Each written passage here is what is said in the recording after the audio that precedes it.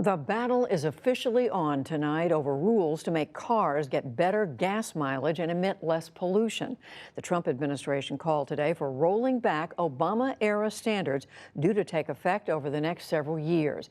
Officials argued the result would be cheaper and safer vehicles. California and 19 other states, however, vowed to pursue a legal challenge. We'll have a full report after the news summary.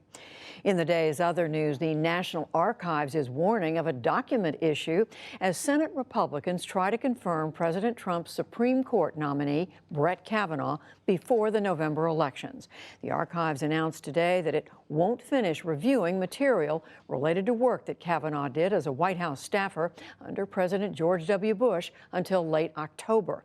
Congressional correspondent Lisa Desjardins joins me now to talk about the implications. So, Lisa, we're talking about nearly 1 million documents. What's in them? Why does this matter? Could be up to 1 million documents. These are the paper that Brett Kavanaugh wrote, including emails, potentially policy documents when he worked in the White House counsel's office, and also when he was staff secretary. Now, Judy, Republicans point out, though, a lot of this could also be emails that he was just CC'd on or blind copied on, things that he didn't actually ring in on. So it's not clear exactly how much of this is pertinent to him as a nominee. However, Democrats say they want to see every single piece of paperwork they can for this important nominee. So what effect is this likely to have on the timing of these confirmation hearings? Remarkably, right now, it doesn't look like any effect. I spoke to a Democratic aide who is connected to an important office regarding this SCOTUS nomination fight. He said that Chuck Schumer is not requesting a delay because of this document news today. However, one issue in that may be the fact that there's a separate place they can get these documents. That's from President George W. Bush's own team. They are separately going through these documents, and Republicans think they will get nearly all 1 million pages within 2 to 3 weeks from the Bush leadership team. Democrats say they'd rather an independent team look at it. But I think, Judy, bigger news here. My sources are saying they expect the Kavanaugh confirmation hearing to happen the week after Labor Day.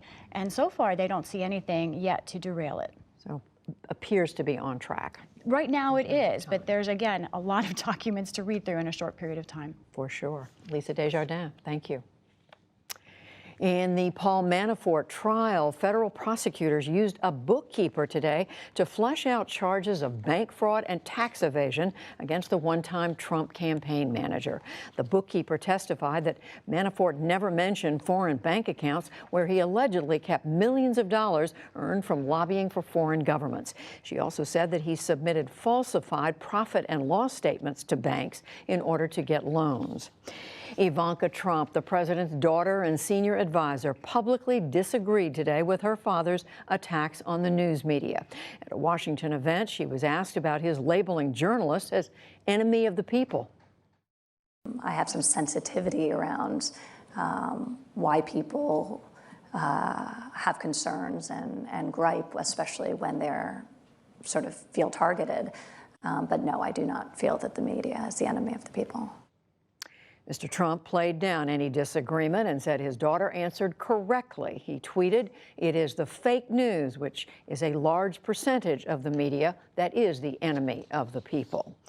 The White House says that President Trump has received a new letter from North Korea's leader, Kim Jong-un, and sent a reply.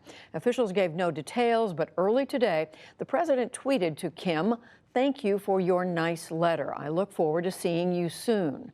The two leaders held a summit in June. So far, there's been no announcement of any plans for a second meeting. The president also praised what he called North Korea's kind action of turning over remains from the Korean War. Vice President Pence joined in formally receiving 55 flag-draped boxes yesterday in Hawaii. The head of the identification effort said early signs suggest the remains are indeed from Americans. He spoke via video link at a Pentagon briefing.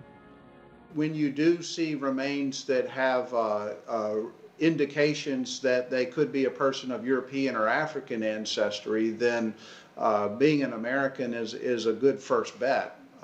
And so we look at that from the standpoint of skeletal morphology, the size and shapes of the bones. Some 7,700 U.S. service members are still missing from the Korean War. About 5,300 of those are believed to have died fighting inside North Korea. Pope Francis today formally changed official Catholic teaching to say the death penalty is never justified. In a statement, he said capital punishment is, quote, inadmissible because it is an attack on the inviolability and the dignity of the person. For decades, church policy allowed for executions, but today's statement says that stance is outdated. Desert air from North Africa is bringing a new heat wave to Europe, and temperatures could reach 116 degrees in the days ahead. Temperatures easily top 100 today in parts of Portugal and Spain. Authorities also issued health warnings for dust blowing in from the Sahara Desert. Northern and Central Europe are also enduring extreme heat. Here in the U.S., firefighters in Northern California reported more progress against several fires today, but the largest one, the Carr Fire, grew again, fueled by high winds. It's killed 6 people and destroyed more than 1,000 homes. Thousands of people remain under evacuation orders. And in economic news, Apple stock surged again, making it the first publicly traded company to hit $1 trillion in value. That helped the tech-heavy NASDAQ gain 95 points, more than 1%. The Dow Jones Industrial Average lost 7 points, and the S&P 500 added 13. Still to come on the NewsHour, rolling back future clean fuel standards imposed under President Obama. Protests stop rush hour traffic in Chicago. Federal officials promise to secure the 2018 election, and much more.